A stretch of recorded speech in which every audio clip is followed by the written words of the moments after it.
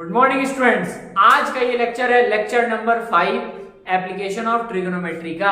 इसके पहले हम लोग क्या क्या पढ़े समझिए। एप्लीकेशन ऑफ ट्रिगोनोमेट्री जो कि आपका है चैप्टर 9 क्लास 10 का, ठीक है। इसमें हम लोग क्या क्या जाने, लेक्चर 1 जो था, लेक्चर 1 में हम लोग पढ़े थे एप्लीकेशन ऑफ ट्रिगोनोमेट्री का कुछ बेसिक्स चीज, ठीक है, और उसके कुछ एग्जाम्पल किए थे। कहां से कहां तक? एग्जाम्पल नंबर 1 से लेकर एग्जाम्पल नंबर 3 तक हम लोग किए थे। किसमें? फर्स्ट वाले लेक्चर में। लेक्चर 2 में हम लोग एग्जाम्पल नंबर 4 से लेकर एग्जाम्पल नंबर 8 तक सॉल्व किए हैं, ठीक है।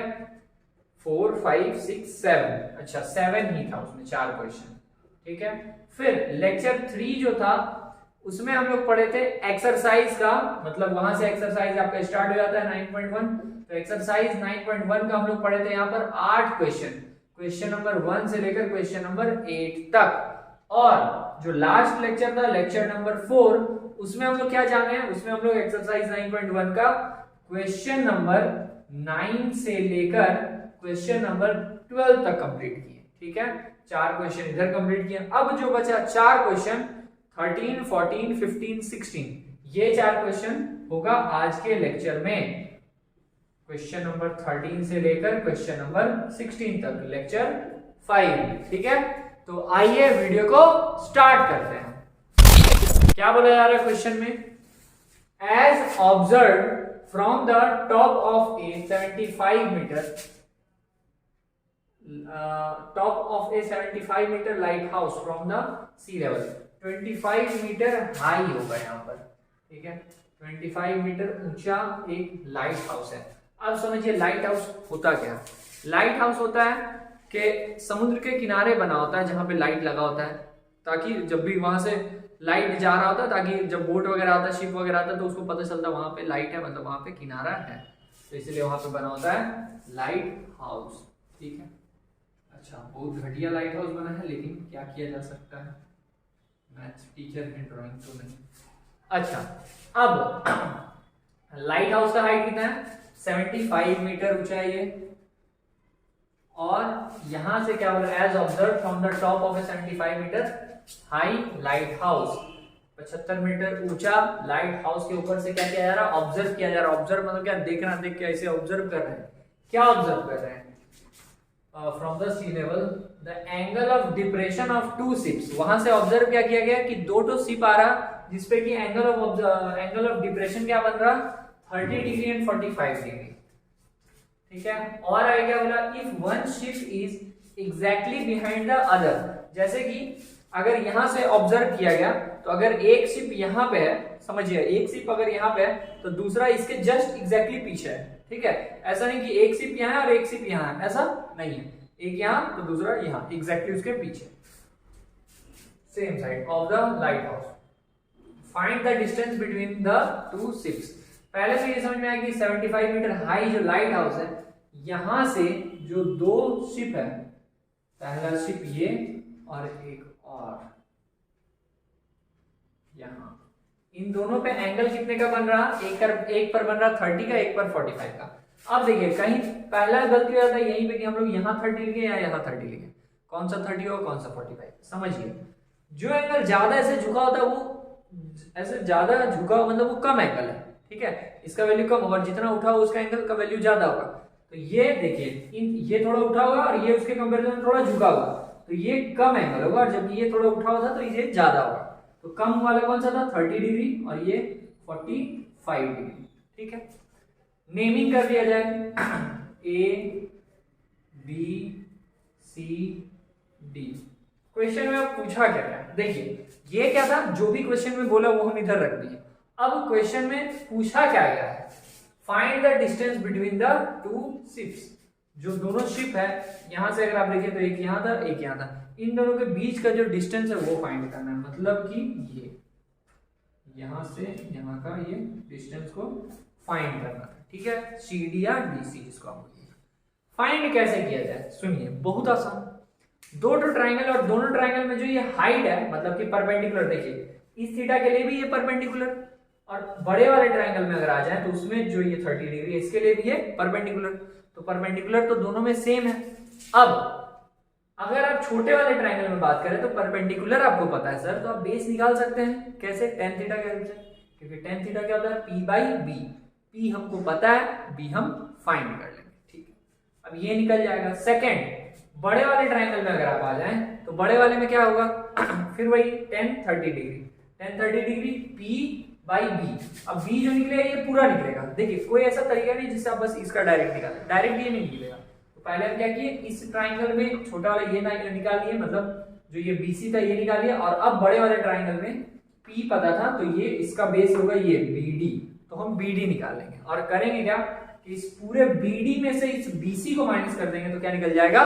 सीडी निकल जाएगा। आइए सॉल्व करते हैं। पहले कौन सा ट्राइंगल ले लिया जाए? A B C. In triangle A B C, ABC triangle में क्या बोल सकते हैं हम? 45 पे बात हुआ तो 10 45 डिग्री इक्वल्स टू क्या होगा? P by B. पी क्या है? परपेंडिकुलर क्या है उसके लिए? ए बी, और बी क्या है? बेस, बेस है बी सी। अच्छा, 10 45 का वैल्यू होता है 1 equals to A B. A B कितना था? 75 by B C. B C यहाँ डिवाइड में, इधर आ जाए मल्टीप्लाई में, तो बी सी 1 से मल्टीप्लाई हो गया, बी सी बनेगा, बी सी इक्वल्स टू क्या हो जाएगा? 75 मीटर में था वो, तो ये भी आ गया मीटर में। क्लियर है बात? अच्छा, अभी क्या निकला? बीसी निकला, बस यहां से यहां तक का। अब हमको पूरा निकालना है बीडी, तो उसके लिए बड़े वाले ट्रायंगल में आ जाएंगे। बड़ा वाला ट्रायंगल क्या है? A B D. In triangle A B D क्या बोल सकते हैं हम? 30 डिग्री के लिए 10 30 डिग्री इक्वल्स होगा P by B. P perpendicular क्या है? ए बी, और बी बेस क्या है? B D. अच्छा, अब बेस को हम या तो पूरा बी डी भी निकाल सकते हैं, ऐसे लिख सकते हैं बी डी। 10 30 का वैल्यू क्या होता है? 1/√3। ए बी कितना था? 75, बी डी का बी डी आ गया। अब ये बी डी जो यहाँ डिवाइड में ये इधर आ जाए, 1 से मल्टीप्लाई हो जाएगा, तो बनेगा क्या यहाँ पे? बी डी इक्वल्स टू √3, यहाँ डिवाइड वाला इधर मल्टीप्लाई, तो 75 √3, तो बी डी इक्वल्स टू इतना मीटर आ गया। अब समझिए पूछा क्या है? बीसी नहीं, बीसी पूछा गया नहीं, तो बीडी पूछा गया नहीं, तो पूछा क्या है? बीडी भी नहीं पूछा, पूछा सीडी। तो सीडी कैसे निकलेगा? पूरा बीडी में बीसी माइनस कर देंगे, सीडी निकल जाएगा। ठीक है, पूरे बीडी में बीसी माइनस कर देंगे तो डीसी निकल जाएगा। कैसे निकाला जाएगा? सीडी इक्वल्स टू हम लिख सकते हैं कि बी डी में माइनस कर दें अगर बी सी, तो निकल जाएगा। बी डी कितना था? 75 √3, और माइनस बी सी का वैल्यू क्या था? बी सी था 75। अब दोनों से 75 ले लेंगे, कॉमन बचेगा √3 माइनस 1, ये आ गया इतना, क्या इतना मीटर। ये निकला क्या है? ये निकला है डिस्टेंस बिटवीन द शिप, तो आपको लिखना है क्या? Hence distance between the ship is this metre. Clear है बात? चलिए नेक्स्ट क्वेश्चन पे चलते हैं। क्वेश्चन नंबर 14 में क्या बोला जा रहा है? A 1.2 meter tall girl spots a balloon moving with the wind in a horizontal line at a height of 88.2 meter from the ground। मतलब क्या है? एक लड़की है जो कि कितनी लंबी थी? 1.2 मीटर, शॉर्ट हाइट। ठीक है, 1.2 मीटर की एक लड़की है। Tall girl spots A balloon moving with the wind. एक बलून को वो देख रही है, और बलून जो कि हवा में ऐसे उड़ता हुआ जा रहा है, वो ऐसे देख रही है, बलून जो वैसे उड़ता हुआ जा रहा है। ठीक है, अच्छा, मतलब कि मान लीजिए कि वो जमीन पर ऐसे खड़ी है, एक बलून था यहाँ पे, और वो बलून उड़ता हुआ जा रहा है। अच्छा, जमीन पे वो खड़ी थी, उसका हाइट कितना है? 1.2 मीटर, 1.2 मीटर उसका हाइट। और क्या बोला गया? A balloon moving with the wind, wind in a horizontal line. और वो बलून कैसे मूव कर रहा है? ऐसे जा रहा है। ठीक है, बलून ऐसे मूव कर रहा होगा। अच्छा, और क्या बोला गया? At a height of 88.2 metre from the ground. वो बलून कहां पर है? 88.2 मीटर फ्रॉम द ग्राउंड। जमीन से वो कितना ऊंचा है? 88.2 मीटर। तो यहां से अगर जमीन पे ऐसे जोड़ दिया जाए तो वो है 88.2 मीटर ऊपर, ठीक है। अब the angle of elevation of the balloon from the eyes of the girl, जो एंगल ऑफ एलिवेशन बन रहा है इसको भी यहाँ पहले मिला दिया जाए। यहाँ से जो एंगल ऑफ एलिवेशन कहाँ से बनेगा, लड़की यहाँ पे, लड़की के आंख से ही बने एंगल ऑफ एलिवेशन, तो यहाँ से जो एंगल ऑफ एलिवेशन बन रहा है, अच्छा इसके लिए इसके पैरेलल एक लाइन भी और ड्रॉ करना होता है, इसको हम लोग और आगे बढ़ा लें ताकि ये भी जब आए तो यहाँ पे मीट किया। अब क्योंकि ये एंगल ऑफ एलिवेशन बना रहा तो एक हम लोग हॉरिजॉन्टल लाइन ड्रॉ कर लेते हैं, ये हो गया, तो अजब टाइप का ड्रॉ, ठीक है। इसके बाद क्या, from the eyes of the girl at any instant is 60 degree, किसी टाइम पर वो क्या था 60 डिग्री एंगल बन रहा था। आफ्टर सम टाइम, कुछ समय के बाद जब वो बलून उड़ता हुआ चला गया, after some time the angle of elevation reduce to 30 degree, angle of elevation change होकर कितना हो गया 30 डिग्री हो गया। अभी कितना था, यहाँ पे था 60 डिग्री और जब वहां चला गया तो एंगल ऑफ एलिवेशन कितना चेंज हो गया 30 डिग्री, ठीक है। मतलब ये है 30 डिग्री और ये जो बड़ा वाला एंगल है ये है 60 डिग्री। हाँ ये इस वाले ट्रायंगल के लिए 60 डिग्री। चलिए और क्या बोला गया आगे, फाइंड कर रहे हैं। क्वेश्चन समझ में आ गया, क्या क्या बोला फिर से सुन लीजिए। एक 1.2 मीटर टॉल गर्ल है जो कि एक बलून, देखिए यहाँ पे मान लीजिए एक बलून था, ठीक है, एक बलून को वो देखिए, बलून कितने हाइट पे था 88.2, जमीन से 88.2 मीटर हाइट पे वो बलून था। फिर वो बलून क्या था, हवा में से उड़ता जा रहा था, ठीक है। अब ये यहाँ से उड़ता उड़ता यहाँ आ गया, और कैसे हॉरिजॉन्टल प्लेन में ही ऐसे ही उड़ता हुआ जा रहा, ये मतलब ऐसे नहीं जा रहा ना ही ऐसे जा रहा, वो बस ऐसे ही जा रहा है, इसलिए इसको इसके पैरेलल मतलब इसी लाइन, एक स्ट्रेट लाइन से हमने दिखा दिया, ठीक है। अब कुछ समय के बाद ये बलून यहाँ आ गया था, ठीक है। जब वो बलून यहाँ पे था तो उस टाइम पर एंगल बन रहा था 60 डिग्री, और थोड़े समय के बाद एंगल चेंज हो गया 30 डिग्री। क्यों, अच्छा कैसे पता चला हमको कि वो 30 हो, क्योंकि वो ऐसे कम है और यहाँ पे एंगल ज्यादा बना, तो एंगल ज्यादा होता है तो वो 60 होगा और कम वाला कम रहेगा मतलब 30 रहेगा, ठीक। फाइंड क्या करना है, find the distance travelled by the balloon during this interval या ड्यूरिंग द इंटरवल, मतलब इस समय में ये बलून कितना डिस्टेंस ट्रेवल किया, ये यहाँ से यहाँ तक आया है, यही हमको फाइंड करना है, ठीक है। या तो ये फाइंड करना है बोलिए, या ये, क्योंकि तीनों चीज क्या है सेम ही है। अब देखिए इसको क्या क्या कैसे सॉल्व किया जा सकता है, क्योंकि ये 88.2 है पूरा, तो ये भी क्या होगा 88.2, और ये 1.2 है तो ये यहां से यहां तक 1.2, तो ये भी यहां से यहां तक 1.2।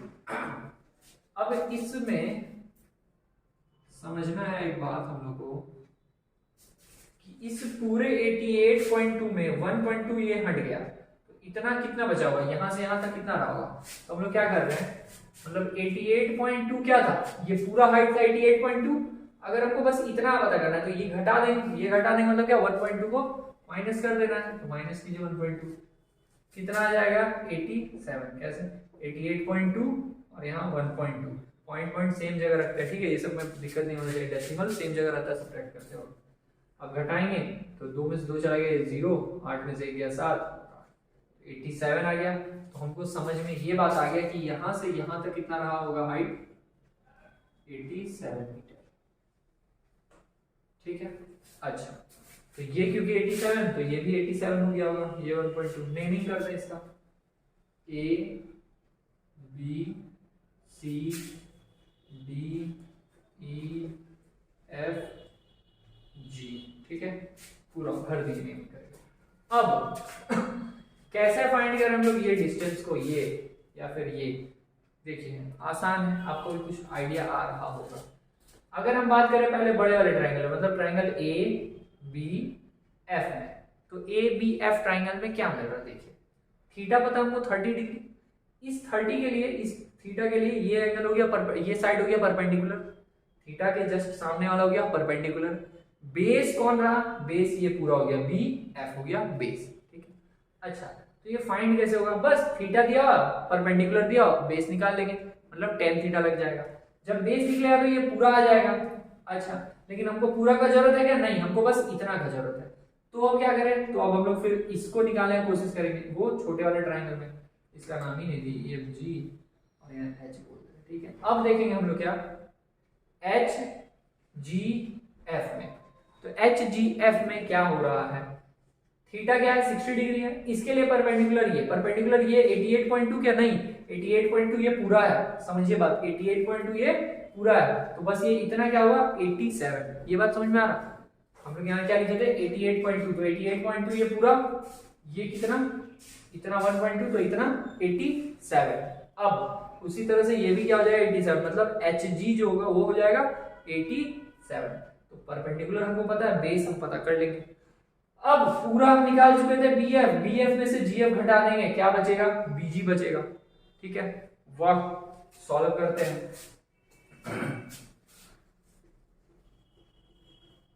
चलिए कौन सा ट्राइंगल पहले आ जाए, ए बी एफ में, in triangle A B F, A B F में टेन कितना ले ले 30 डिग्री, क्योंकि जो ये बड़ा वाला ट्राइंगल है उसमें एंगल कितना था 30 बन रहा था, तो 10 30 डिग्री का कष्ट क्या है 10 30 degree equals to P by B, P है 87, अगर नेमिंग कर ले हम लोग तो 10 30 के लिए, इस 30 के लिए परपेंडिकुलर क्या है ए बी, तो यहाँ लिख देना है A B by P by B होता है, बी कितना है ये बी एफ, यहाँ लिख देना है बी, 10 30 का वैल्यू क्या 1/√3 equals to A B, A B है कितना 87 बाई बी एफ।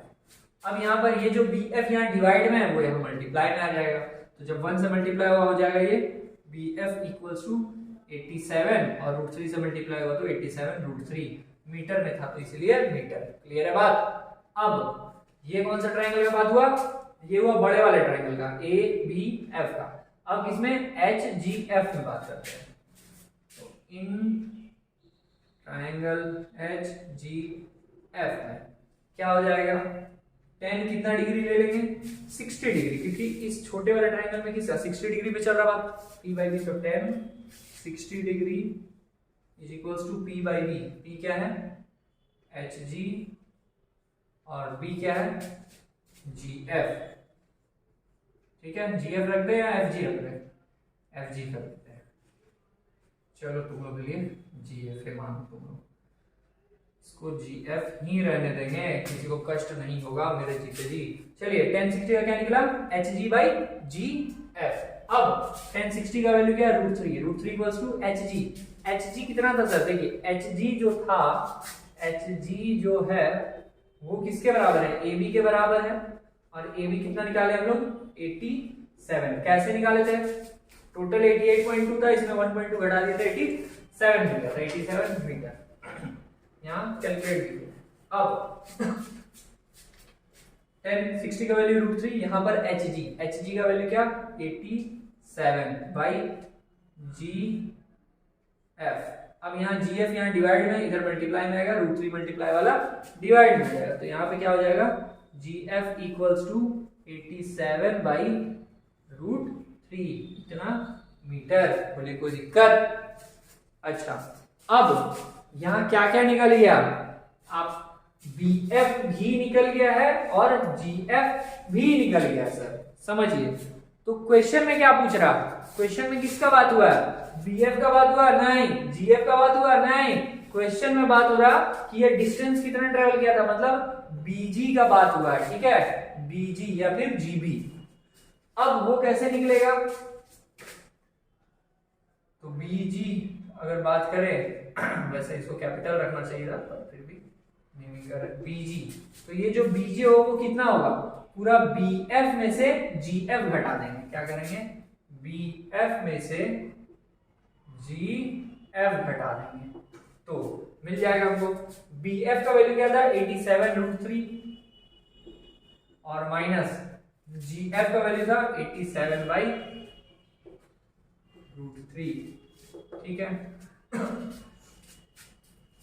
अब क्या करना है, इसको सॉल्व करना है, नीचे कुछ नहीं तो 1 एलसीएम √3, इसको 1 से मल्टीप्लाई कर देंगे तो √3 और √3 3 हो जाएगा, तो यहाँ आ जाएगा 87 इंटू √3 3, माइनस का माइनस, अब √3 वन टाइम से 1 से मल्टीप्लाई कर लेंगे 87 आ गया। अब समझिए यहाँ पे 87 इंटू 3 है, मतलब 87 यहाँ पे कितना है 3, तो 87 है।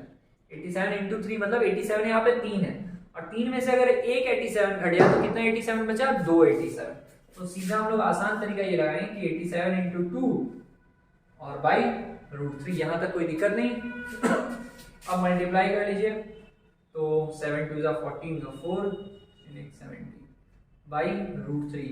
अब नीचे √3 छोड़ना हमारे संस्कार के खिलाफ है, इसलिए क्या करेंगे, इसको रैशनलाइज करेंगे। कैसे, √3 है तो यहाँ पे √3 बाई √3, यहाँ पे क्या आ जाएगा 174 √3 बाई 3 आ जाएगा। ठीक है, 3 से आप डिवाइड करके चेक कर लीजिएगा, डिवाइड भी हो जा रहा होगा। तो फिर और फिर हाँ हो जा रहा। तो आप 5 टाइम्स में अगर करेंगे 5 से 15, 2 और 8 बार में, और ये इतना कट करके इतना, तो ये निकल गया किसका वैल्यू, Vg का वैल्यू। तो आप लिखेंगे कैसे, distance travelled by the balloon is Vg equals to 558 √3। आइए नेक्स्ट क्वेश्चन पे चलते हैं। क्वेश्चन नंबर 15 में बोला जा रहा है कि ए स्ट्रेट हाईवे, एक सीधा हाईवे जा रहा था, अच्छा, leads to the foot of the tower, जो कि कहाँ जा रहा था, एक फुट ऑफ द टावर पे जा रहा था। ठीक है, एक टावर है वहीं से जा रहा था और सीधा कहाँ पहुंच जा रहा था, फुट ऑफ द टावर। पहले एक टावर ड्रॉ कर लेंगे, ये टावर था, और एक स्ट्रेट हाईवे कुछ ऐसा रहा होगा जो कि कहाँ जाता, सीधे फुट ऑफ द टावर। ठीक है, a man standing at the top of the tower. ठीक है, एक आदमी था, वो उसे मूड बना के गया था, क्या सोच के गया था, लेकिन वो कहाँ पे था, वो टावर के ऊपर चढ़ के खड़ा था। क्या कर रहा, top of the tower observe a car eight an angle of depression 30 degree, और वहां से वो एक कार को देख रहा जो कि कितना एंगल बना रहा था, 30 डिग्री का एंगल बना रहा था। अच्छा,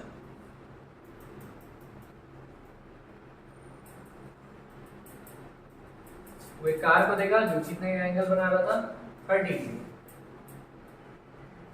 ठीक है, which is approaching the foot of the tower with a uniform speed, जो कि क्या कर रहा था, फुट ऑफ द टावर की ओर बढ़ रहा था। यहाँ पे कार था, जब वो वहां से देखा, देखिए अब यहाँ पे एंगल ऑफ डिप्रेशन बोला, तो हम यहाँ के लिए सुनिए, पहले तो ये जो लाइन ऐसे रहेगा ना, यहाँ पर एंगल ऑफ डिप्रेशन तो यहाँ बनता है ऐसे 30 डिग्री, तो अब ये 30 इसके बराबर रहता है। कैसे, अल्टरनेटिव की हम बात किए बहुत बार कि पैरेलल कोई भी दो लाइन होता है ना बच्चा, उसको ये कट करता तो इधर वाला एंगल और इधर वाला एंगल इक्वल हो जाता। तो अगर एंगल ऑफ डिप्रेशन यहाँ 30 डिग्री बोल रहा तो एंगल ऑफ एलिवेशन भी क्या हो जाएगा, यहाँ से 30 डिग्री हो जाएगा। ठीक है, और क्या बोला कि वो कार जो था वो ऐसे फुट ऑफ द टावर की ओर बढ़ रहा है। अब विद अ यूनिफॉर्म स्पीड, और कैसे स्पीड से, फिक्स स्पीड से। 6 सेकंड लेटर, 6 सेकंड के बाद क्या हुआ, the angle of depression of the car is found to be 60 degree. 6 second के बाद, मतलब जब ये यहाँ था और ये कार जो था ये फुट ऑफ द टावर की ओर बढ़ रहा था, तो कुछ सेकंड गुजरा, कितना, 6 सेकंड। 6 सेकंड के बाद ये जहाँ था वहां से जो एंगल ऑफ डिप्रेशन बन रहा था वो था 60 डिग्री। ठीक है, यहाँ अब देखिए, यहाँ पे भी ये ऐसे बना होगा 60 डिग्री, तो ये 60, ये 60। ठीक है, अब और यहाँ से यहाँ जाने में इसको टाइम कितना लगा था, 6 सेकेंड। ठीक है,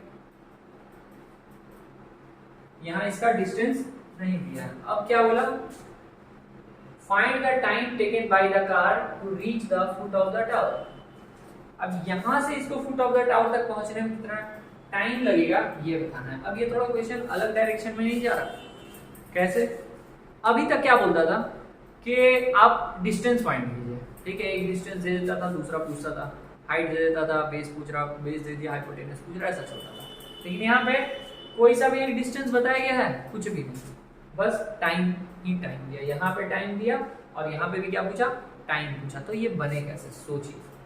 देखिए, हम लोग यहाँ पे टाइम और डिस्टेंस का कोई रिलेशन होता है क्या, कोई फॉर्मूला का? हाँ होता है। कौन सा फॉर्मूला है? तो हमको पता है speed equals to distance by time होता है। ठीक है, और यहाँ पे डिस्टेंस के बारे में भी क्या बोला था कि वो कौन से स्पीड से चल रहा है, यूनिफॉर्म स्पीड कहाँ पे है, विथ ए यूनिफॉर्म स्पीड, तो उसका स्पीड क्या था, यूनिफॉर्म था, उसको अज्यूम कर लेते हैं, ठीक है। लेट द यूनिफॉर्म स्पीड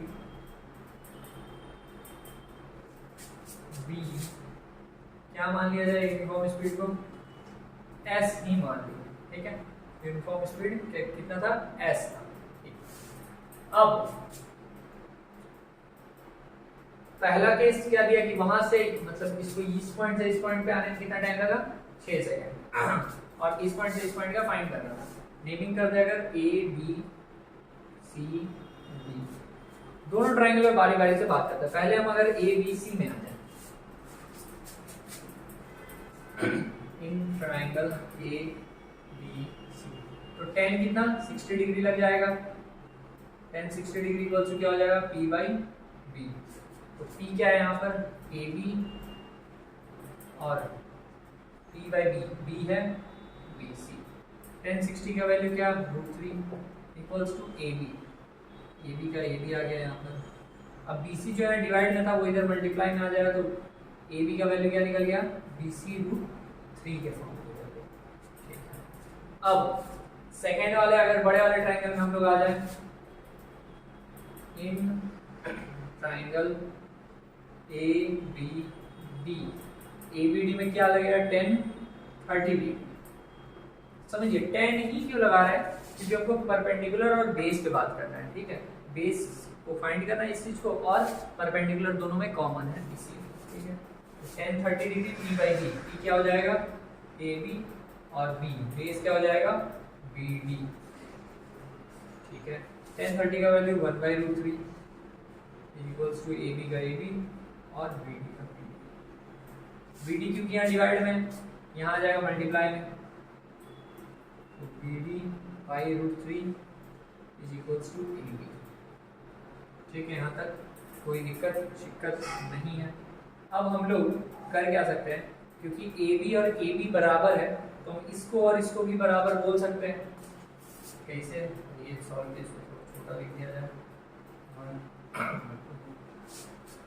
तो फ्रॉम 1 and 2 हम बोल सकते हैं क्या, कि जो बी सी √3 है वो बराबर होगा बी डी बाई √3 के, एकदम करेक्ट। यहाँ से हम लोग देखें कि ए बी बराबर था, तो इसलिए बी सी √3 को हम लिख दिए बी डी बाई √3 के बराबर। अब क्या देखिए, बी सी तो यही है, ठीक है, उसको वही रहना दिया जाए, B C √3 equals to B D को हम लोग क्या लिख सकते हैं, बी डी क्या था, यहाँ से यहाँ तक था बी डी, तो बी डी को हम लिख सकते हैं B C plus C D, तो यहाँ आ जाएगा B C plus C D by √3। अच्छा, ये जो √3 यहाँ डिवाइड में है, इक्वल के इधर भेजिए मल्टीप्लाई में आ जाएगा, इसको हटा दिया जाए, √3 इसके साथ मल्टीप्लाई में आ जाए तो √3 क्या हो जाएगा, 3 हो जाएगा। तो यहाँ क्या हो गया, बी सी इंटू √3 मतलब 3 बी सी।